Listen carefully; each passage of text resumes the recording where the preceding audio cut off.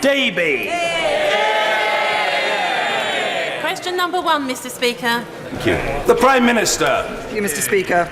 Mr. Speaker, I'm sure that the whole House will wish to join me in offering our heartfelt condolences to the family and friends of Guardsman Matthew Talbot of the 1st Battalion Coldstream Guards, who has sadly died during anti-poaching operations in Malawi. Mr. Speaker, members across the House, I'm sure, will also want to join me in sending my very best wishes to their Royal Highnesses, the Duke and Duchess of Sussex, on the birth of their son. Monday marked the beginning of Ramadan, a time of peace, devotion and charity. And I know that members from across the House will want to join me in saying to Muslims in the UK and across the world, Ramadan Kareem. And later today I will be hosting a reception to celebrate Vaisakhi and to celebrate the immense contribution that the Sikh community makes to this country. And Mr. Speaker, this week marks 20 years since the 1999 Scottish Parliament and National Assembly for Wales elections. 2 decades on, we remain committed to strengthening devolution within the United Kingdom. And as we leave the European Union, we will bring new powers and responsibilities to Holyrood and Cardiff Bay. Mr. Speaker, this morning I had meetings with ministerial colleagues and others. In addition to my duties in this House, I shall have further such meetings later today. Janet Davey. Thank you, Mr. Speaker, and I agree with all the tributes made by the Prime Minister.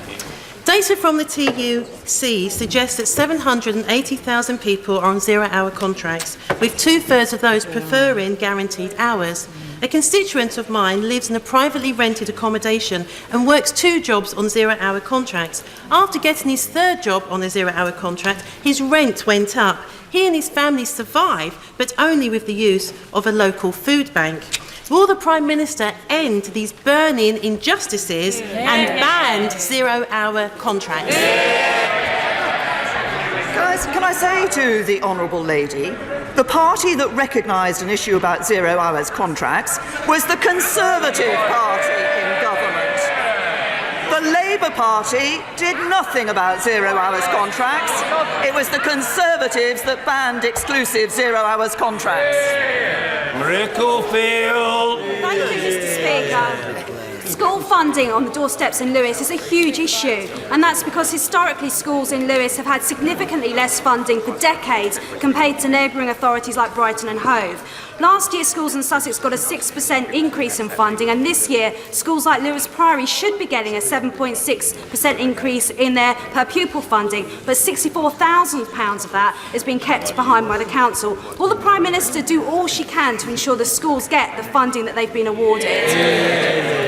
Well, I think my honourable friend has raised a very important point, because we have recognised that we've been asking schools to do more. We've responded to that with the highest level of school funding on record. We've introduced the new national funding formula to make the distribution fairer. But of course it is still the case that the local authorities are responsible for determining individual schools' budgets from the overall sum that they have received, and they have a responsibility, and honourable members, I'm sure, will look to their local authorities to make sure that where schools should be receiving extra money, the local authorities are passing it on. But I will also ask the Department of Education, who will have heard the Honourable Lady's question, to write to her in more detail about it. Jeremy Corbyn. Thank you, Mr. Speaker. I join the Prime Minister in sending condolences to the family and friends of Guardsman Matthew Talbot, who died whilst on anti-poaching activities. It is a reminder of the diverse work that the armed forces do, and I think we thank them for it and the help they're giving to the people of Malawi. I join her also in welcoming the birth of the baby to the Duke and Duchess of Sussex, and that she, along with all of us, are recognising and enjoying Ramadan and Vaisakhi at this time. It's important to show the diversity of this country and celebrate all religious festivals. Mr. Speaker, I hope the whole House will also join me in congratulating a great football team. Manchester City on winning the Women's FA Cup.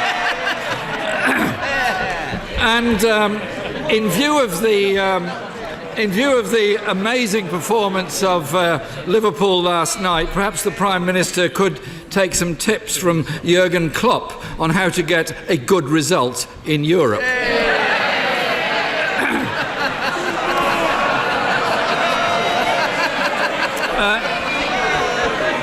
Mr. Speaker, Our National Health Service is our country's greatest social achievement.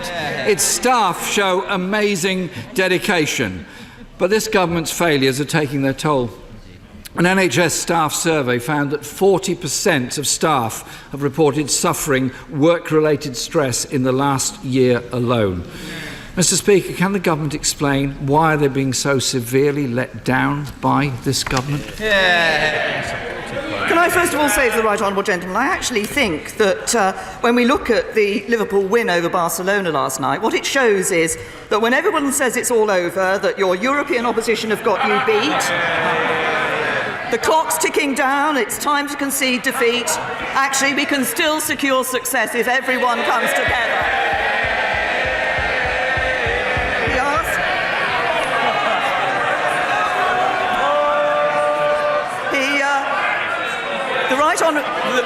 The right honourable gentleman asks about staffing in the NHS. What we see in relation to the NHS workforce is that for too long, governments have failed to produce the proper workforce planning to give our staff in the NHS the care that they deserve. It is this government, with its long-term plan, that is ensuring that we are giving that care to staff. The NHS staff work hard caring for patients. This government will care for NHS staff. It's only because we're able to give the NHS its biggest cash boost in its history, only able to give it that long-term plan, that we will deliver for NHS staff. Jeremy Corbyn. Speaker, under the last Labour government, NHS investment rose by 6% a year. Under this government, it's barely reached 1.5%. And 5,000 nurses and midwives from European Union countries have left the NHS in the past 2 years, and there are 100,000 staff vacancies across the NHS in England alone. The Royal College of Radiologists recently said that the shortage of cancer doctors puts care at risk. What is the Prime Minister doing to remedy this dangerous situation? I say to the right honourable gentleman, what have we seen this year? What we have seen this year is what we've seen this year is the numbers of doctors and nurses in the NHS at their highest level in its 70-year history. As I say, our NHS staff work hard 24/7, and their dedication is second to none. I'm proud of our NHS. He talks down our NHS. Let's just remember this. At the last general election, the Labour Party promised to give the NHS less money than the Conservative government is giving them. The Labour Party in government would crash the economy, which would mean less money available for the NHS. And who are the only party in government that has cut funding to the NHS? The Labour Party. Mr. Speaker, nobody on this side of the House ever talks down the NHS. It's Labour's greatest achievement. The principle of health care, free at the point of need, as a human right, was a Labour achievement. And they voted against it. And every Tory MP voted against it. Today, Mr. Speaker, is World Ovarian Cancer Day, for which early diagnosis, like all cancers, is essential.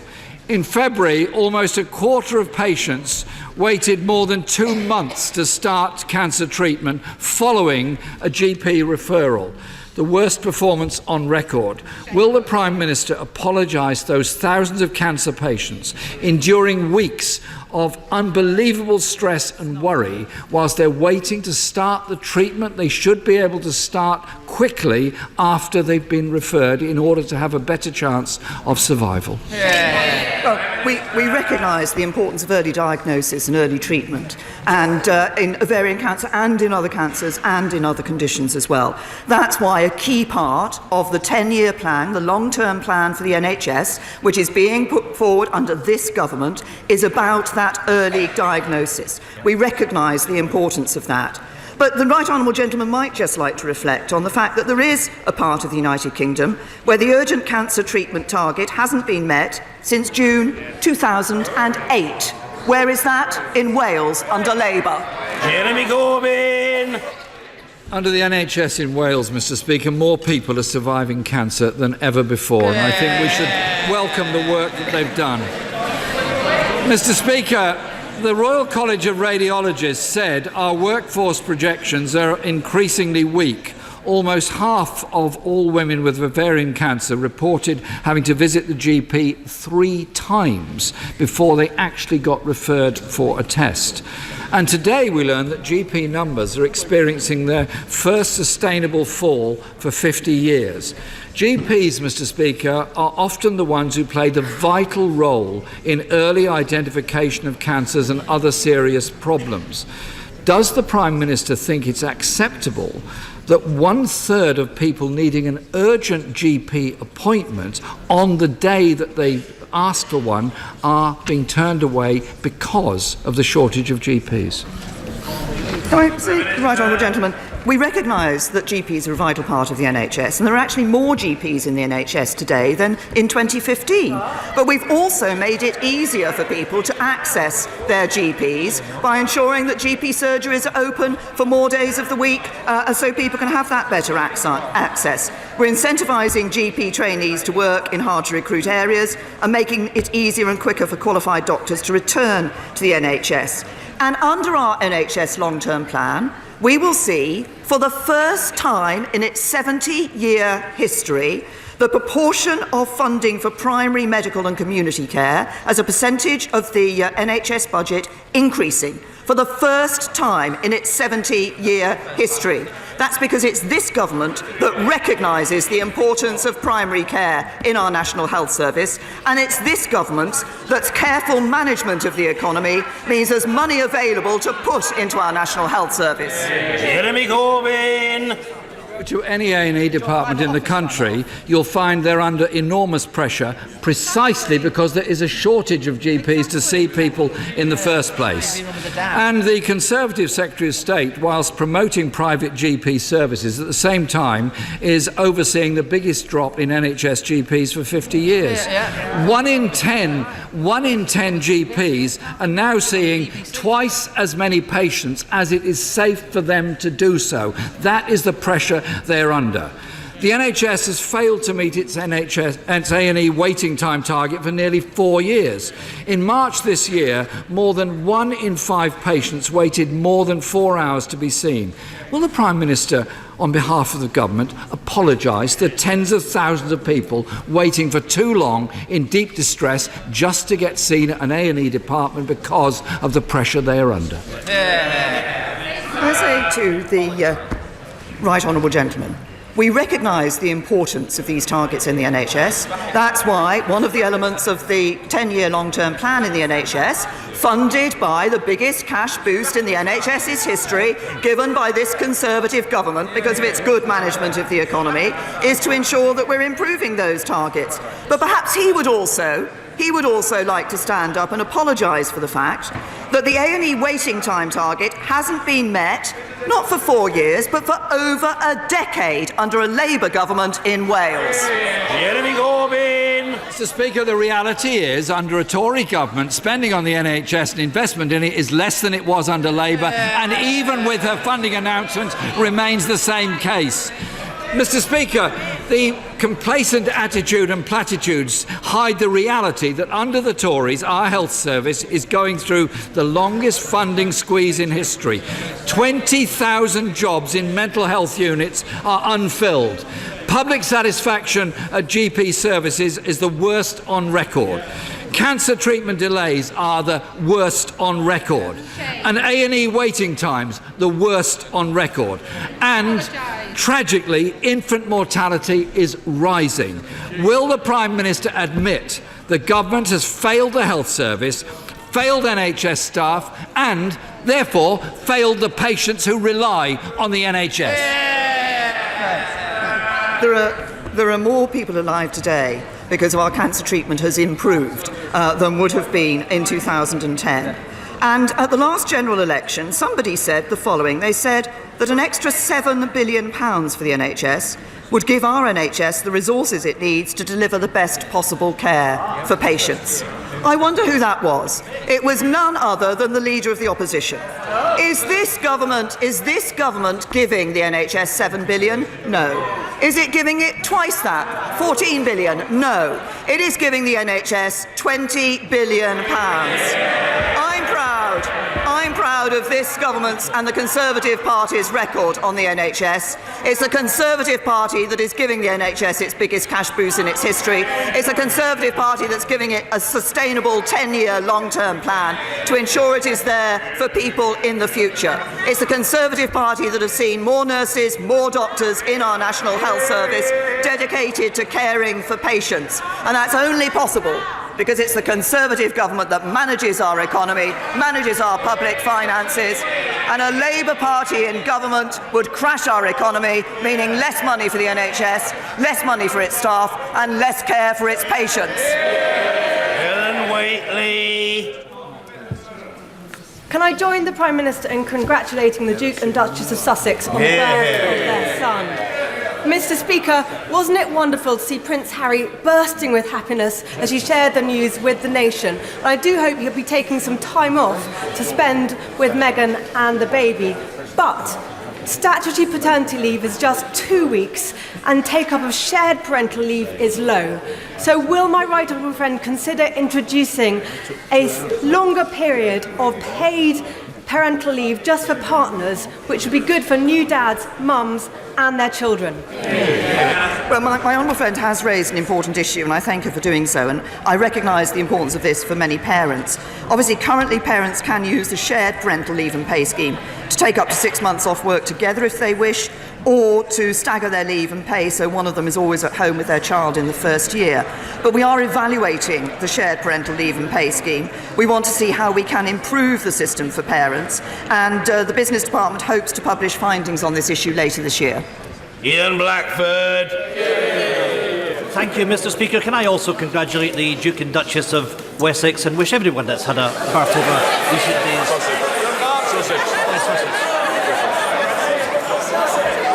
Sussex. Mr. Speaker. The Barchester Chronicles. Mr. Speaker, we are 113 days since the Prime Minister's deal was rejected by Parliament. Members are rather overexcitable. The right honourable gentleman's question must and will be heard. Mr. Ian Blackford. Mr. Speaker, we are 113 days since the Prime Minister's deal was rejected by Parliament. A month of Tory talks with Labour and we are still no further forward. The clock is ticking down and yet the Prime Minister is silent. When exactly will this House have an update from the Prime Minister? Can I say to the right honourable gentleman, I'd hoped that he would join me in congratulating the Earl and Countess of Dunbarton on the birth of their child. Can I say to the right honourable gentleman, we are indeed talking with the Labour Party. I think there's a very clear message that was given to this House last week from the public. It is that they want us to get on and deliver Brexit. I think it's absolutely right that we do so, and we're working on an agreement that can command a majority of this House. If the right honourable gentleman is so keen for us to get on with delivering Brexit, why didn't he vote for the deal in the first place? Ian Blackford. Mr. Speaker, Scotland doesn't want a Labour-Tory Brexit stitch-up. Scotland voted to remain. And once again, with no Scottish representation in the talks, our nation is being ignored. Does the Prime Minister think this is good enough for a supposed union of equals? The Prime Minister must confirm today that any deal will be put back to the people for a final say. I say to the right honourable gentleman, as he knows, I've had talks with him in the past on the issue of the Brexit deal. I've also discussed the matter with the First Minister for Scotland. It's been made clear that any discussions on these matters should be with the First Minister for Scotland. In relation to the question of a second referendum, I remain absolutely of the view, as I have always been, and I'm not going to change my answer to him, that we should be delivering on the result of the first referendum that took place. Mark Menzies. Speaker, the whole House and indeed the nation know, sir, that you are an Arsenal superfan, but other teams are indeed available. And one such team is AFC Fylde that has reached Wembley not once but twice this season, Mr. Speaker. So could I ask the Prime Minister to join me in congratulating and wishing AFC Fylde well, not just for the performance on the pitch, but for the excellent work they do in schools and with prisons in my community. And can I urge the government to support them in their endeavours?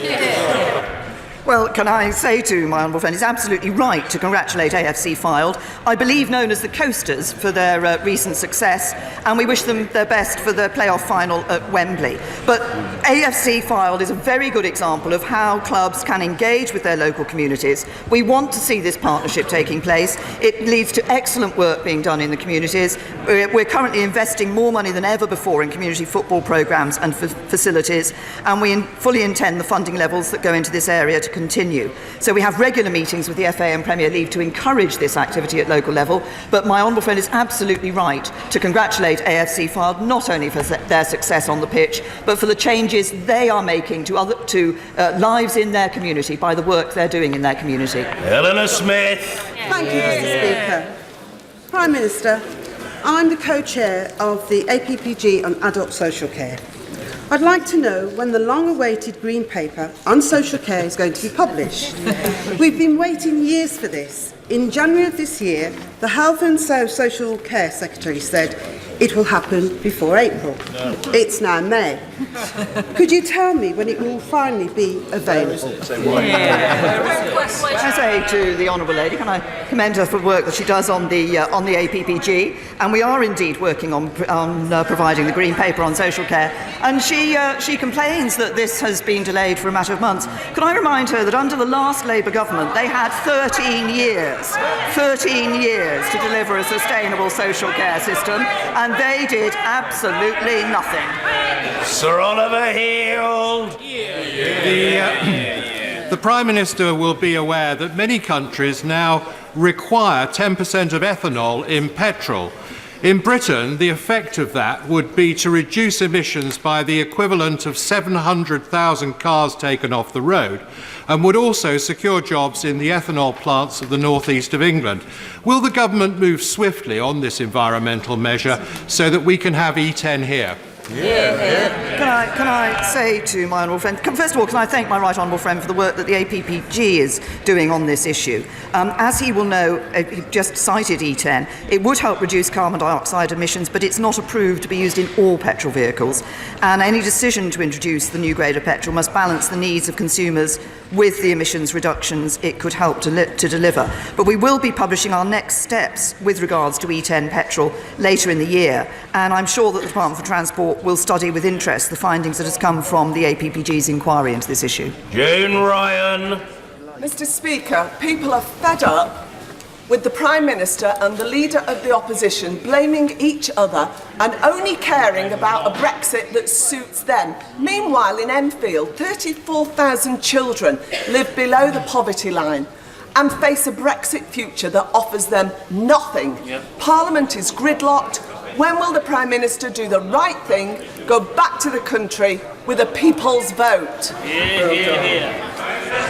Can I say to the honourable lady, I've answered the question about a second referendum earlier, and my view hasn't changed in the few minutes since I answered that question. I believe that we should deliver on the first referendum. But can I challenge her on what she said in her question? It is not right that outside the European Union, those children have no future. This country has a bright future outside the European Union, and that's the message she should be giving to her constituents. Sir Edward Lee. Today, the government introduces the Parliamentary Buildings Restoration and Renewal Bill. Is my right honourable friend aware of the growing concern at the demolition of the award-winning listed Richmond House to make way for a permanent replica House of Commons where MPs could be parked for many years?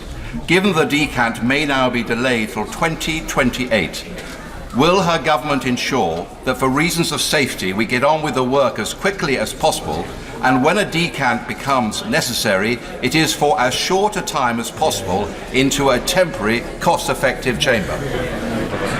My right honourable friend has raised an important issue, because obviously this Palace of Westminster is recognised over the world as a symbol of democracy, and obviously the decision that was taken by Parliament to approve the Restoration and Renewal Programme was a huge step towards its protection. He says we'll be introducing the bill today, and I'm pleased that we're able to do that. The decision to move to Richmond House was, of course, a matter for Parliament. I understand that although Richmond House will be substantially redeveloped, the proposals will retain Richmond Terrace and the Whitehall facade. And I'm sure, as was indicated by my right honourable friend at the end of his question, that he will agree with me that it's imperative that Parliament keeps the total bill as low as possible. Andy Martin. Thank you, Mr. Speaker. My constituent Carla Cotton struggles with ME and fibromyalgia.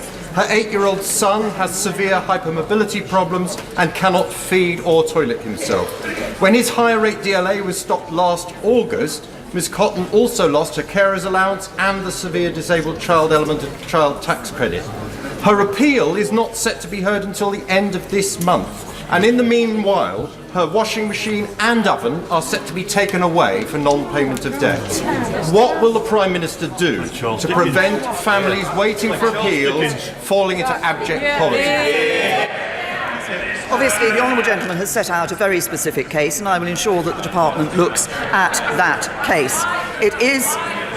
I will ensure that the Department looks carefully at the case that he has set out. It is important. Obviously, we have been doing work, the DWP has been doing work to ensure that appeals can be heard in a timely fashion to give people that confidence and reassurance. Rebecca Powell. Thank you, Mr. Speaker. In the light of last week's debate in this place and the advice of the Climate Change Committee, could the Prime Minister indicate whether the government will be legislating for net zero emissions by 2050? Prime Minister. Can I say first of all, can I commend my honourable friend, who is a regular and consistent champion on these issues of environment and climate change. And can I say to her that obviously we are looking at the result of the review that was taken by the independent committee in relation to our targets for the future. We have, I'm sure my honourable friend would agree, we have a good record in our decarbonisation that we have been, and changes to emissions that we've been undertaking over recent years, and we will look very carefully and obviously make a formal response to that report in due course. Thank you, Mr. Speaker. In Sheffield, we've seen youth services cut by 64% as a result of the government's austerity agenda. At the same time, we are seeing an increase in knife crime. The APPG for Knife Crime, whose report was released yesterday, highlighted this link across the country. When will the Prime Minister recognise this as for real, that the decimation of youth services is leaving our young people vulnerable to crime? And what will she do to restore these vital services that should be there to support them? Can I say to the honourable lady, first of all, that we recognise the concerns about the levels of knife crime. That is why, indeed, I will be chairing the first serious violence task force across government this afternoon, following on from the summit that we held a few weeks ago, bringing all parts of government together to ensure that we are putting all efforts into dealing with this issue. There are various elements and diverse elements that need to be addressed in relation to this. It is the case that we do need to ensure that we can turn young people away from violence. There are various ways in that is being done, and that's being provided across the country. And government is very clear of the need for us to work with local authorities and with others across the board in dealing with this very difficult issue. Raymond Chishti. Mr. Speaker, I know the Prime Minister will welcome the news that Asha Bibi, who was persecuted for her faith, is on her way to Canada, who have offered her sanctuary. Can I ask this question to the Prime Minister? And I think everyone wants to know this answer from the Prime Minister. Why is it that Canada offered sanctuary to her and that the United Kingdom did not offer her sanctuary in the United Kingdom, and that future such cases of religious freedom will be looked at differently by the United Kingdom? Well, can I join my honourable friend in welcoming the reports that Asia Bibi has been able to travel freely and is now able to make decisions about her own future.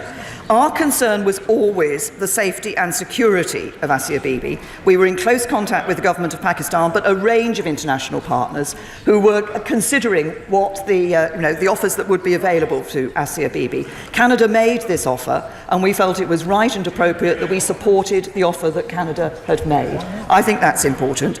He says we have a proud record of welcoming people here who've been persecuted because of their faith, and we will continue with that record. But in individual cases like this, I think it's important for international partners to work together with the key aim constantly of ensuring that the safety and security and best interests of the individual are what is put first and foremost. Dr. Rupa Haq. Thank you, Mr. Speaker.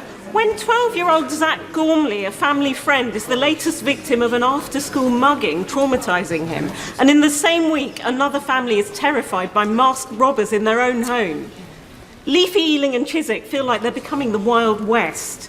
The Prime Minister said austerity is over. So when will we get back the 21,000 police officers cut under her watch? 300 locally. And the Honourable Lady knows that we're making around £1 billion extra available for police this year. That includes a significant amount of extra money that will be available for the Metropolitan Police. That extra money is being put into violence reduction units in hotspots around the country, which includes London, to ensure that we deal with this issue of serious violence, which the government takes very seriously and will be dealing with in a number of ways and across government departments. Andrea Jenkins. Thank you, Mr. Speaker. Could I say to my right honourable friend, the Prime Minister, she has tried her best. Nobody could fault or doubt her commitment and sense of duty, but she has failed. She has failed to deliver on her promises. We have lost 1,300 hard-working councillors, and sadly the public no longer trust her to run the Brexit negotiations. Isn't it time to step aside and let someone new lead our party, our country and the negotiations?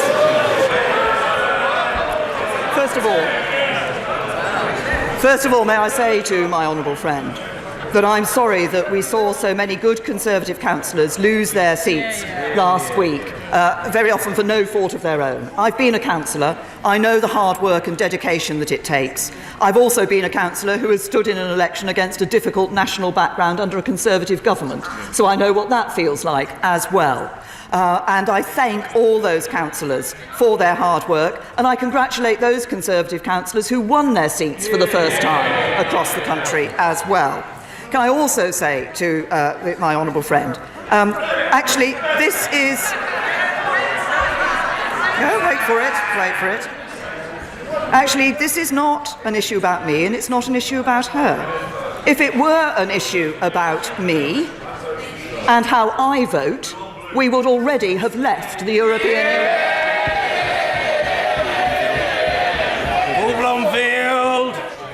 I'm pleased that the Prime Minister acknowledged when prompted the achievements of Liverpool Football Club. I hope she'll also want to congratulate Sheffield United on their rightful return to the Premiership under the inspirational leadership of Chris Wilder. But, Mr. Speaker, in March I brought 14 Sheffield head teachers to meet the Schools Minister and deliver a letter to Downing Street signed by 171 of their colleagues.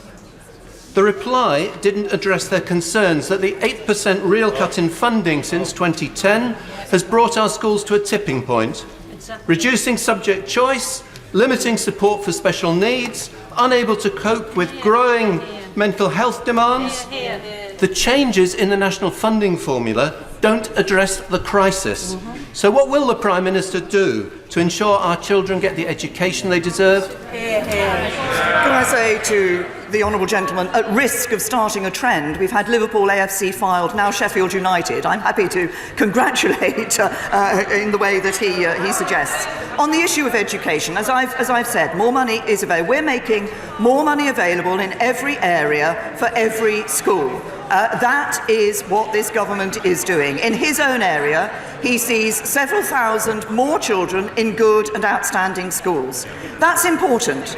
The Labour Party may talk constantly about the money going into schools, but what matters is the quality of education that children receive.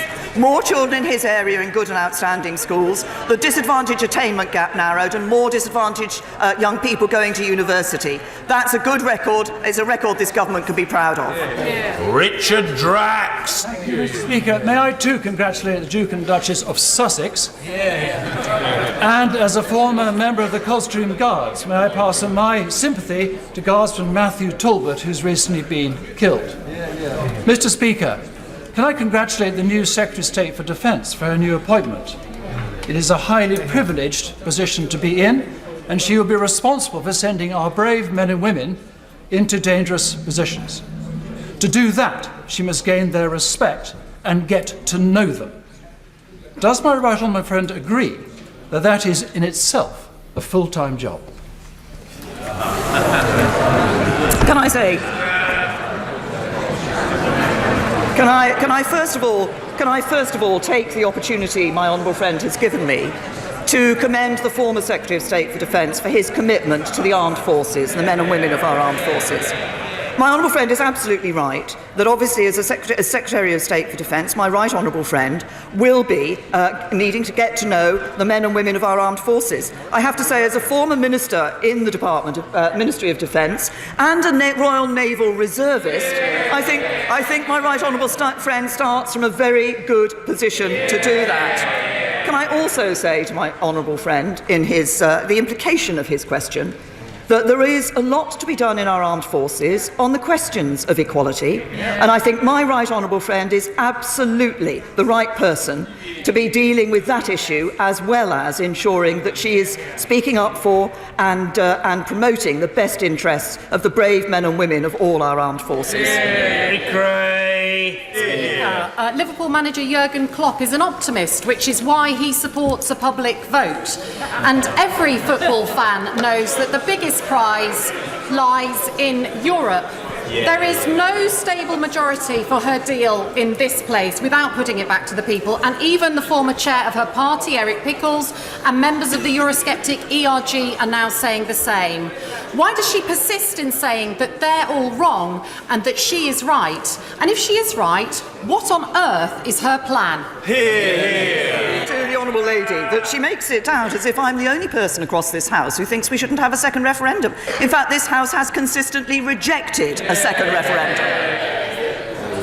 Dr. Julian Lewis. Given the 2017 law requiring everyone in China to cooperate with that communist country's intelligence services, would it not be naive to the point of negligence to allow Huawei further to penetrate our critical national infrastructure? And shouldn't we be grateful to all those ministers, present and former, who have opposed this reckless recommendation? To my honourable friend, we are taking a robust risk-based approach that's right for our UK market and network, and that addresses the UK national security needs. The UK is not considering any options that would put our national security communications at risk, either within the UK or with our closest allies. No one takes national security more seriously than I do, and I say to my honourable friend, I think my record speaks for itself. We on this side of the House constantly raise the burning injustices that are going unchallenged by this government. Gender inequality, pay inequality, social inequality. And now we see yet another emerging inequality. The Centre for Towns has found that 55% of digital jobs are in the South East, with just 12% in the North. Is this Prime Minister going to do anything to help renew our post-industrial northern towns such as Leigh, with the emerging digital and cyber sectors? Or has the Tory party psychodrama killed off any attempt at bringing together the North and the South? To the honourable lady, that it is under this government we see the lowest gender pay gap. It is this government that introduced the race disparity audit that is shining a light, finally, properly, on public services and what is happening from people from different communities. And on the issue that she raises about jobs in the digital sector, the industrial strategy has AI and digital as one of its grand challenges that it is dealing with. The industrial strategy is exactly about ensuring that this is an economy that works for everyone and that the sort of jobs that she is talking about are available for people across this country. Martin Vickers. Speaker, I was pleased to welcome the Prime Minister to North East Lincolnshire last Friday evening to mark success in the local elections. And it's good to know that the Cleethorpes constituency now has 2 Conservative-controlled unitary authorities. The Prime Minister will recall that the new council leader, Philip Jackson, and I mentioned to her the Greater Grimsby Town deal, and I know that she will want to push that forward, as she's just said, as a part of the industrial strategy. Will she agree to facilitate meetings for me and the new council leader to push this forward? Can I take a further opportunity to congratulate the new leader of North East Lincolnshire, his new councillors and the whole council, Conservative council group for taking control of North East Lincolnshire last week, and indeed my honourable friend for the work that he did in campaigning to ensure that excellent result. He's absolutely right. He and the council leader made that point about the town deal, and I will indeed facilitate meetings between my honourable friend and the council leader and the ministers responsible. Savile Roberts. Well, and I call on this House to celebrate 20 years of devolution, and I look forward to the nation of Wales taking our proper place among the nations of Europe. Mr. Speaker, 32-year-old Imam Sheesh of Newport is on his 143rd day of indefinite hunger strike today. The condition of his health is now critical. He is one of many Kurds on hunger strike around the world, including 4 others in the UK, protesting the treatment of Kurdish leader Abdullah Öcalan, imprisoned in Turkey, whose human rights are clearly breached by the Turkish government. The Honourable Member for Newport East, 48 other MPs and Welsh Assembly members, and I have today written to the Foreign Secretary asking him to apply pressure on Turkey to uphold the human rights of the Kurds. I am confident that the Prime Minister respects the urgency and the gravity of the situation. Will she please commit to intervening? Well, the Honourable Lady has raised an important issue, and we absolutely expect Turkey to undertake any legal processes against prisoners fairly, transparently and with full respect for the rule of law, and that includes ensuring access to appropriate medical treatment. The British ambassador in Ankara has discussed this wider issue of hunger strikes with the Turkish authorities, but we will continue to encourage the Turkish state to uphold the human rights of hunger striking detainees, including access to medical treatment. As she says, she and others have written to the Foreign Secretary, and I will ensure that the Foreign Secretary addresses that issue urgently. Andrew Salu. Our GPs are a very special group of public servants, and it's good news that we've recruited them in record numbers over the last 2 years. Will the Prime Minister do everything she can to make sure we look after their job satisfaction, and specifically to help them with the pensions penalty, which some of them face in their mid-50s, which is driving some of them out of the profession? Well, can I thank my honourable friend for his comments about GPs. They are indeed a vital part of our NHS. They're the bedrock of our NHS, and that's why, as I indicated earlier in response to the Leader of the Opposition, I think it's so important that the long-term plan includes that extra investment in primary and community care. The new historic 5-year contract for general practice announced in January was developed in partnership with the BMA, and it will provide greater certainty for GPs to plan ahead. But another way in which we can help those GPs is funding, which we will see, towards up to 20,000 extra staff in GP practices, helping to free up doctors to spend more time with the patients who need them. And as my honourable friend has indicated, we are committed to recruiting more GPs, an extra 5,000 GPs as soon as possible, and to ensuring that they are able to maintain their careers and continue to provide the services to their patients that they do day in and day out.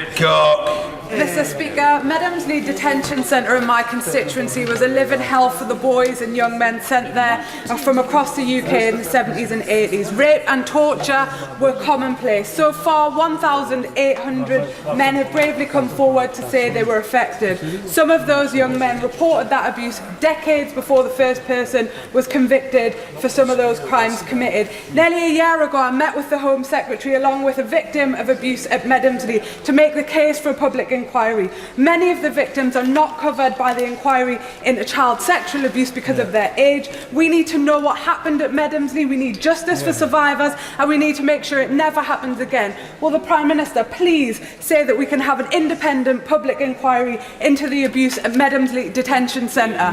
Well, can I say to the Honourable Lady that I take very seriously the issue that she has raised and what happened at the Medhamsley Detention Centre. First of all, obviously the independent inquiry into child abuse is looking into historic cases of abuse in institutions, in state institutions, and obviously they're doing that on a step-by-step basis in the areas that they're looking at. But I will look at the issue. I was surprised at the statement she made that the Medhamsley Detention Centre cases weren't able to be covered by that inquiry, and I will certainly look at that issue. And finally, Colin Clark. Along with Scottish colleagues, I was pleased to welcome the Prime Minister to Aberdeen on Friday.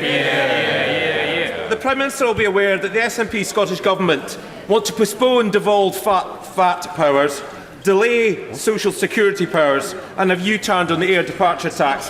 Does the Prime Minister agree? It's time for new leadership in Scotland. It's time for Ruth Davidson in Bute House. Can I absolutely agree with my honourable friend? What do we see from the SNP in government in Scotland? That their powers, we gave them powers over welfare payments, which they asked for, not used. They asked, it was a SNP manifesto commitment to cut air passenger duty.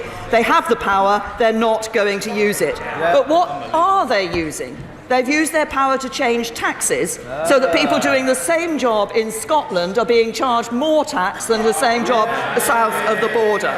So when given the chance to help people, they reject it. When given the chance to take more money out of people's pockets, they take it. It's certainly time for Ruth Davidson in Bute House. Order.